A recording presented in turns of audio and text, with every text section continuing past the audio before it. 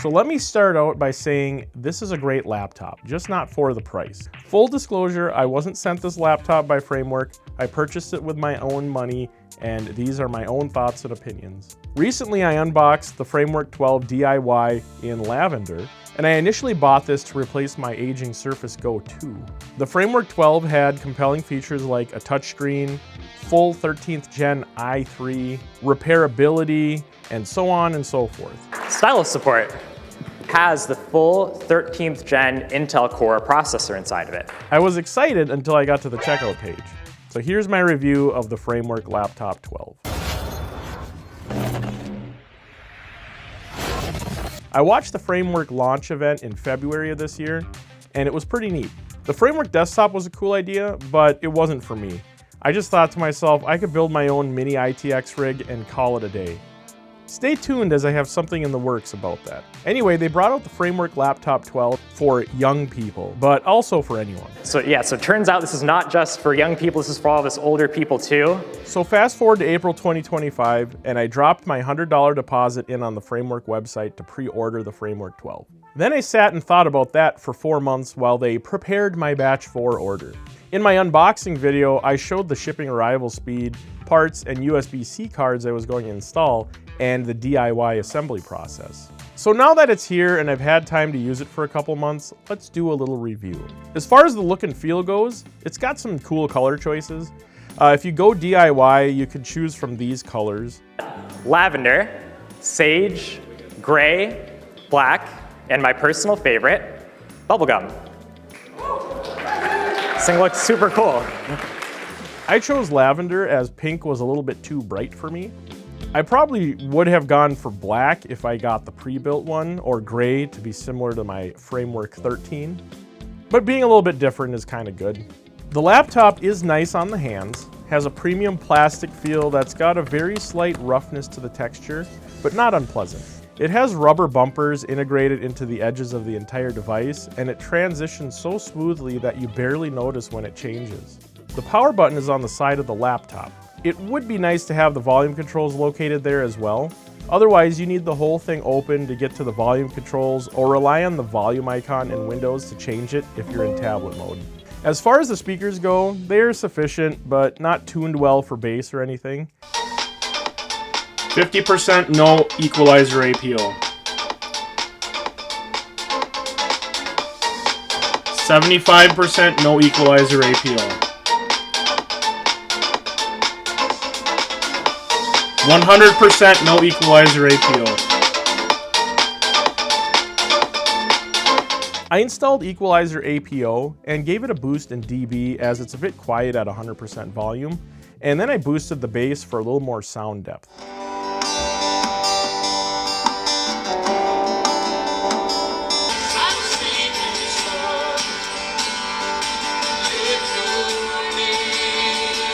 $100.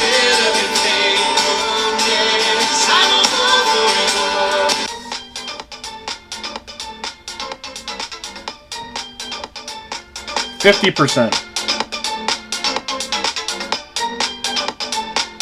75.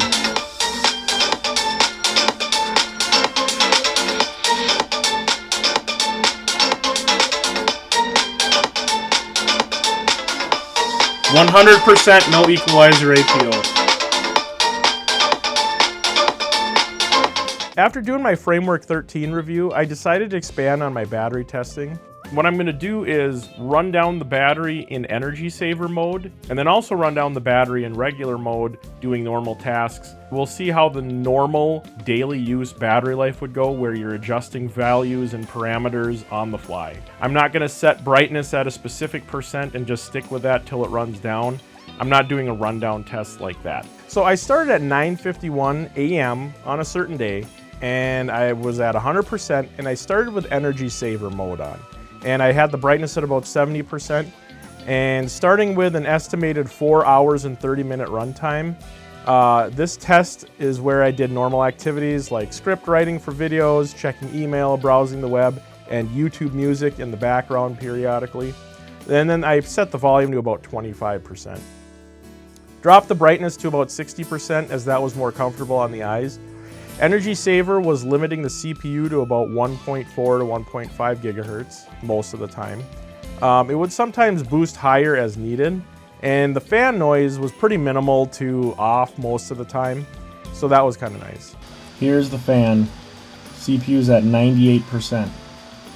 I wanted that mode because I wanted to replace the Surface Go 2, which is fanless, so I needed some option to make it fanless or to be 0% fanned and just use it as a display for basic tasks like word processing or web browsing.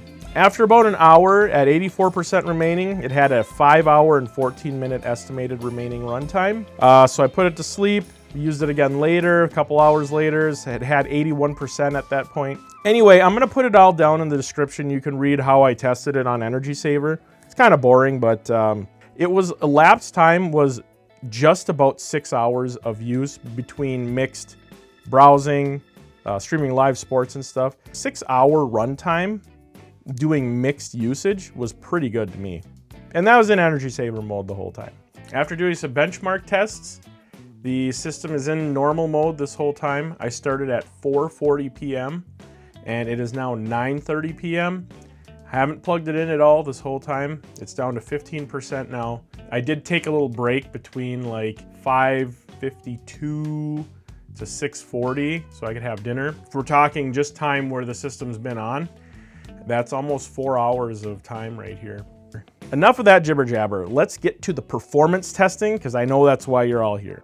And as a quick reminder of the specs, we have the Framework Laptop 12 with a $549 base DIY price. This is not the $799 pre-built. The CPU is the Core i3-1315U with 6 cores and 8 threads. Intel UHD graphics, 64 execution units. It would have been the Iris Xe graphics had it supported 2 sticks of RAM, but this only supports 1 stick of DDR5. And even though it's a 5600 stick, it's limited to 5200 mega transfers a second. It has a Solidigm 512 gig 2230 NVMe, 1920 by 1200 LCD with touch and pen support, Intel AX211 Wi-Fi 6E. We have 4 USB-C ports. They are only USB 3.2 Gen 2 power delivery, DP alt mode. There is no USB 4 or Thunderbolt, so hooking up an eGPU is not possible through these ports. Other than that, 50 watt-hour battery, 1080p webcam. Keyboard is not backlit, which is a bummer, but I'll talk about that more later. To begin the benchmarks, we'll start off with some synthetic tests first. I'll run Cinebench R23 here in high performance mode, plugged into a 100 watt power adapter. And we were able to achieve a score of 3676 on multi-core and 1345 in single core. And at least it's faster than an i7-7700K. Then I went over to Cinebench 2024 for a bit newer test, and we were able to pull off a multi-core score of 233 and a single core score of 89 points. And that beat out an i7 1280p in single, but not so much in the multi-core score. Now for 3D Mark, I tried to run the Night Raid test, but an error occurred and it wasn't able to complete the test. I also tried to run Time Spy, and it sort of ran, but it also wasn't able to complete the test either. So unfortunately, those aren't valid. But I was able to run Steel Nomad Normal and Steel Nomad Light. So we've got 115 for a score on Steel Nomad. And then for Steel Nomad Light, we were able to get a score of 787. To do the gaming benchmarks, we'll start off with some native low-end games and work our way up. And then we'll do some emulation tests near the end. First off, we have Ninja Turtles Shredder's Revenge. Why is that so hard to say? So many Shredder's Revenge.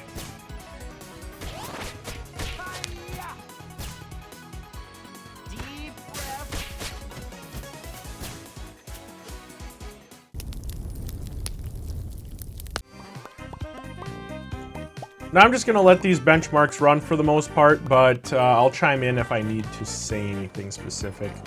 Overcooked is up here next, and this one struggled a little bit.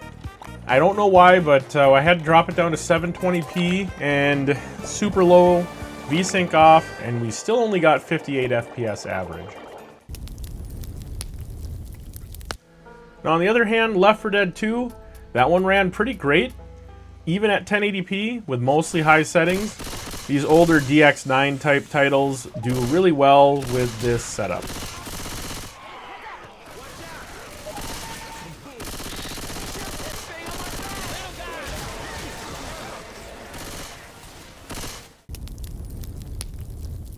Now for the first time on this channel, I'm going to play a little Age of Empires 2 Definitive Edition. I do enjoy this game, and I spend many hours, not being good at it, but I spend many hours playing it. And I've actually been through a few missions here on the Framework 12, just sitting down and playing some games here, and the FPS really doesn't bother me, even though it's only 50 average. Super Mega Baseball 2 is a fun game for me to play. I enjoyed it on the Switch, which only runs at 30 FPS but most of the time, but it still struggles here on this system.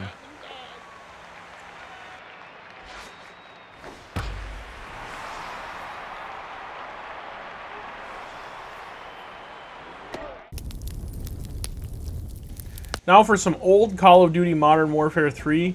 This game, for some reason, was struggling on normal settings. I probably could have gone down lower, but I mean, this game is so old, it should play at 1200p. I don't know.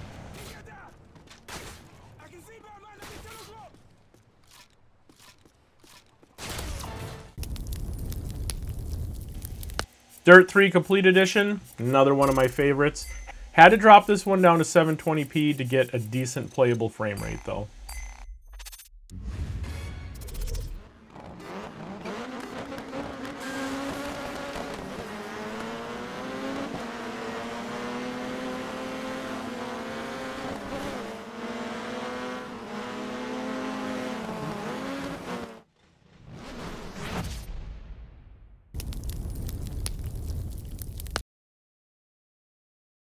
Half-Life 2 Anniversary Update at 1080p, mostly high settings. This one ran really well, 160 FPS average.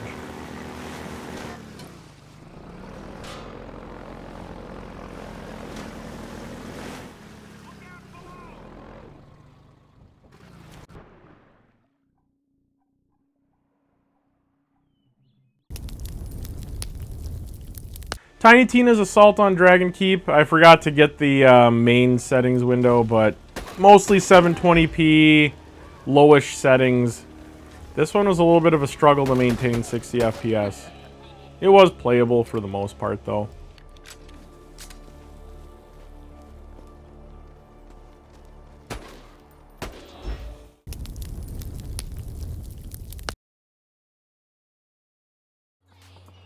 Tony Hawk's Pro Skater 2. I might have to talk a little bit louder on this to drown out some of the music. This one kind of struggled at 720p, low settings, and it was only getting about 51 FPS average, but it was still mostly playable.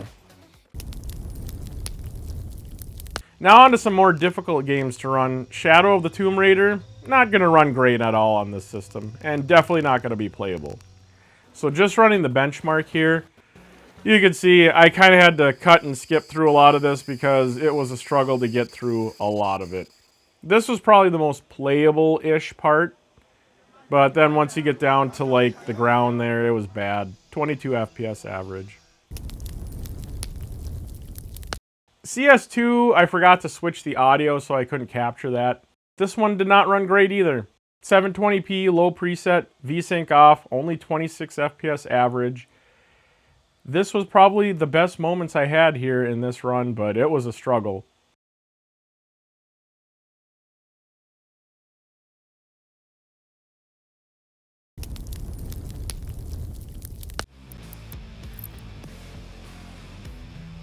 Doom Eternal actually ran slightly better. I set it to 1280 by 800, so it'd be native 16 by 10. And this one was on low preset, VSync off. Dynamic res set to 66 and 38 FPS average. I still wouldn't call it playable though.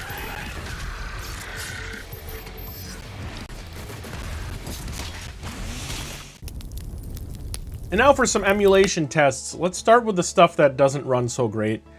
Xenia Canary for Xbox 360 emulation. This is Forza Horizon 1. It does not work. Yeah. Anyway, Hardcore Uprising, on the other hand, also kinda doesn't work. It's better. This is an Xbox Live Arcade title, and we got 25 FPS average at a 1x resolution scale or 1280 by 720 resolution. Beginning operation.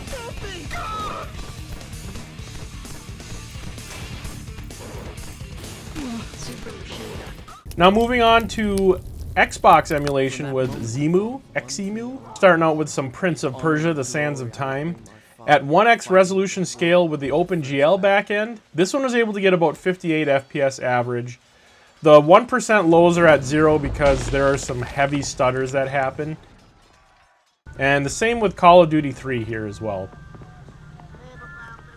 This one was 58 FPS average as well.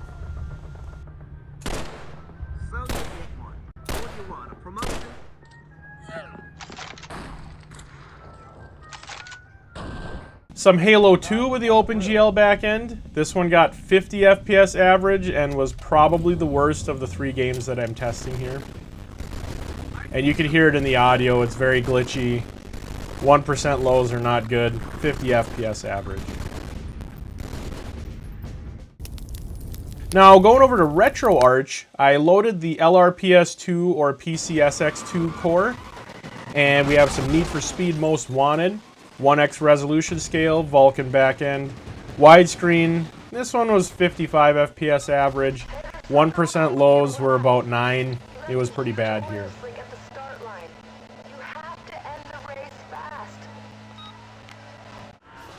Popping over to God of War 2, I switched to the D3D12 backend just to see if it was any better.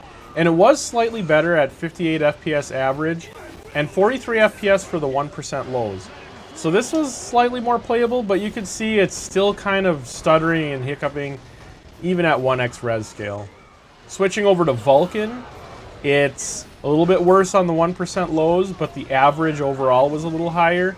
This may smooth out with some more time playing in the game as shaders cache and everything, but it was kind of rough playing this. Even though I didn't test it, any of the lower systems, PlayStation 1 and lower, N64, SNES, those should all run fine on this system. And finally, to wrap up, let's do a little Moonlight game streaming.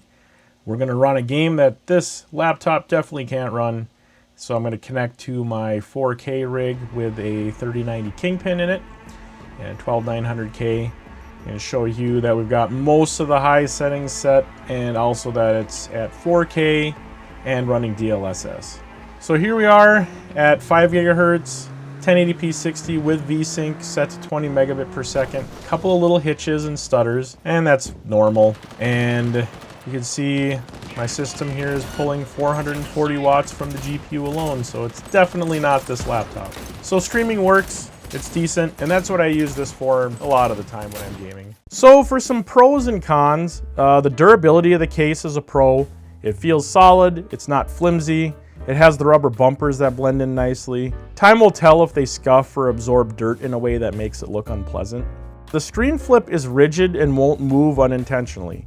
It won't do the one finger lift, but it will stay in place better than the Framework 13 does while traveling. I gotta say, this thing looks perfectly stable to me. The screen's not bouncing. This is a pretty bumpy road too.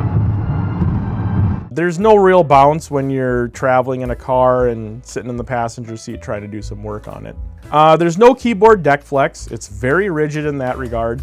It feels just about as good as typing on the Framework 13, although the Framework 13 is a little better. Energy saver mode limits the processor enough where the fan rarely kicks on, giving a much closer to Surface tablet laptop experience, and I like that. The touchscreen works pretty well. The Surface Pen functions with it. You may have to tweak some of the settings as it would draw before placing the pen down, but I think that's a sensitivity setting. As far as screen brightness and color accuracy go, the brightness is good, but it's not great.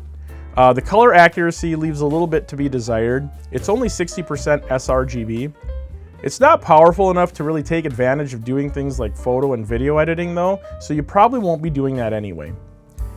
Get the Framework 13 with its nearly 100% sRGB color accuracy if you're going to be doing that. And then of course, it's got the general framework repairability and configurability that we've come to expect.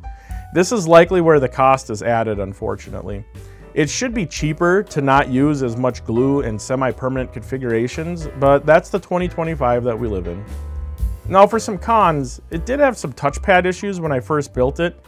I don't know what's going on with the touchpad, but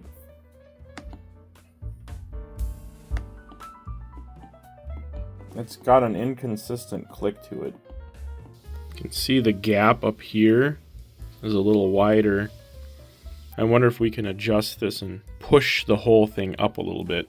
I needed to reseat the touchpad as it was inconsistent. It was an easy fix, but something that I had to do. Maybe it's a quality control issue. I don't know. Oh yeah, that fixed all the problem.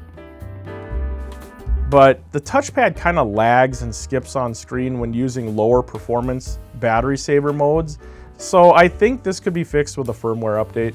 And one of my biggest gripes is that there's no backlit keyboard. If you saw my unboxing of the mystery box parts, they have tons of these Framework 13 keyboard and touchpad decks. Why couldn't they have just repurposed that with the backlit keyboards into the Framework 12? The Framework 12 keyboard types pretty well, but it definitely needs a backlight or some sort of light. It just feels less premium than it needs to. The bezels around the screen are thick.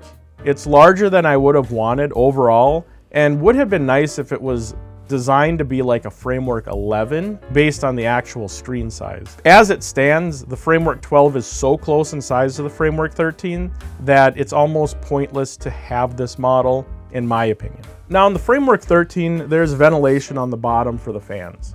On the Framework 12, however, the bottom is fully covered, and the only ventilation you get is coming in through the keyboard and out through the back exhaust. So it gets hot when it's left on higher performance modes, and then the fan noise also becomes a problem because it's working so hard to try to pull air through that. So it can get quite loud if you're not in energy saver mode. Also, there's no biometrics. There's a camera, which is pretty good. The camera does work. It is right there. It kind of washes some things out a little bit, and it's not super bright in here. That's okay. The audio, I don't know how it sounds, but you're gonna hear it in the video. But where's the Windows Hello at least? There's no IR camera, and there's no fingerprint reader. And then of course there's the price. Oof. There are better options out there for what I paid for this. This isn't even the higher end model with the higher clocks that would have cost a little bit more on top of that. Other things that aren't really cons, but just kind of to note, there's no 2280 M.2 slot, so you're forced to use Surface style or Steam Deck style 2230 SSDs.